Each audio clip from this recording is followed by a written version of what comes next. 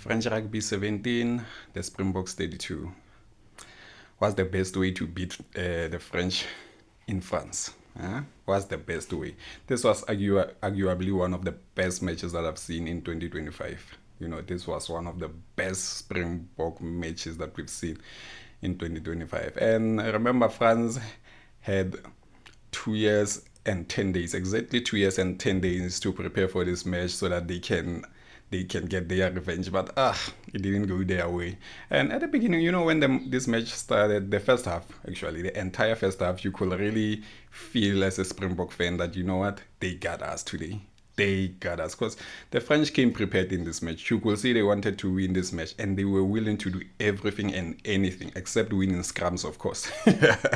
Because every time they lose a scrum, they sort of like lose concentration, or them losing a scrum was defining maybe their weaknesses. I don't know. But every time they come out of a scrum and they lost a scrum, their concentration, their game tempo sort of like dipped a little bit. But man, France played a great rugby in this match. And shout out to Tomas Ramos, an exceptional player. Pinard, also an exceptional player, man. Guys, I don't want to lie. I was impressed by how the French controlled this match in the first half. I really felt like, you know what, this is it for us. This is it. They got their revenge. Until now, the second half. But before the second half, just 1 minute before halftime, Lood Jager gets a red card, and you could feel the tension from South Africans that, it just doesn't get better. It gets worse. And the match goes to halftime. It comes back. The very first 10 minutes of the game, you can see that the South Africans are slowly building up into a game. They are slowly building themselves back into the game. But slowly, you get a typical South African rugby. You get a typical Springbok rugby where physicality now, where everything, we opt for a scrum. Everything that we do, we'd rather take a scrum than take a penalty.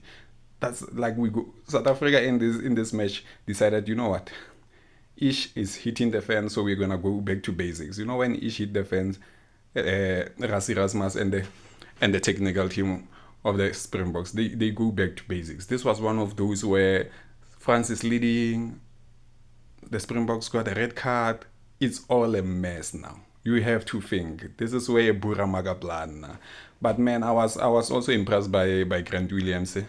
If you can see him, the Grant Williams, the try that he scored, man, it was amazing. Sasha Freinberg-Mngomezulu, another test match, another match. The boy is still great.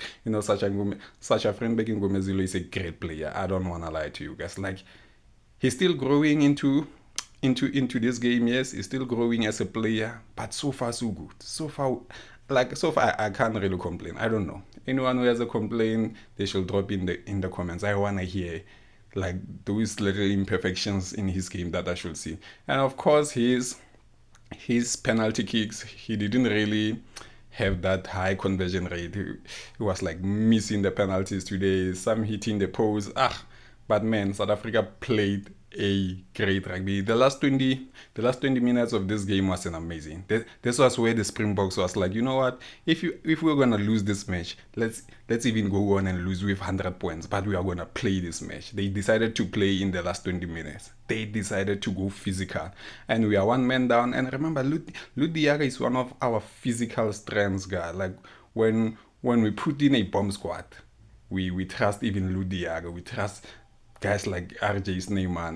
Man. Shout out to Siakolisi, his 100 cap 12 years ago, making his debut. If you remember him making his debut in Mbombela, who would have thought, man, that 12 years later, he will still be here captaining South Africa, 2 rugby championships, World Cup championships. Man. It's been a journey.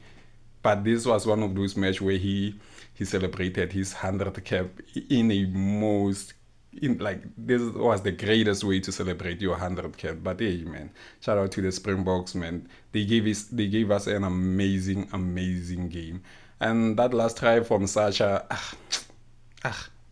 just melted my heart. Like, you could see South Africa playing their finest rugby. Because one thing about Rassie Erasmus, he will rather lose with 100 points than lose with 1 point where he didn't play.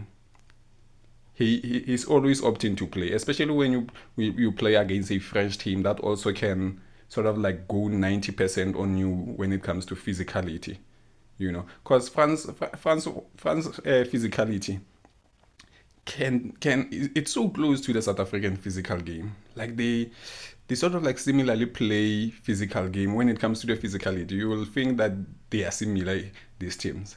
Although the difference is the Springboks can play from the first minute to the 80th minute, playing physical.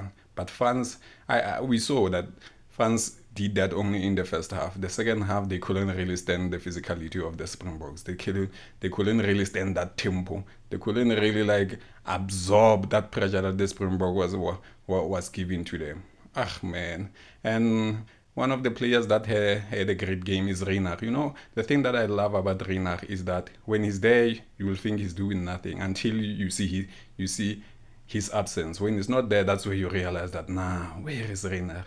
That try that he built up to himself, he kicked the ball and ran and grabbed it and scored a try. That was amazing. This team was perfect, man. This Springboks team was perfect. Shout out to Uncle Rassie again. Shout out to the Springbok technical team, man, for always and always and always making sure they pick the right talent to represent the national team. Again, the French. Salas don't win you scrums.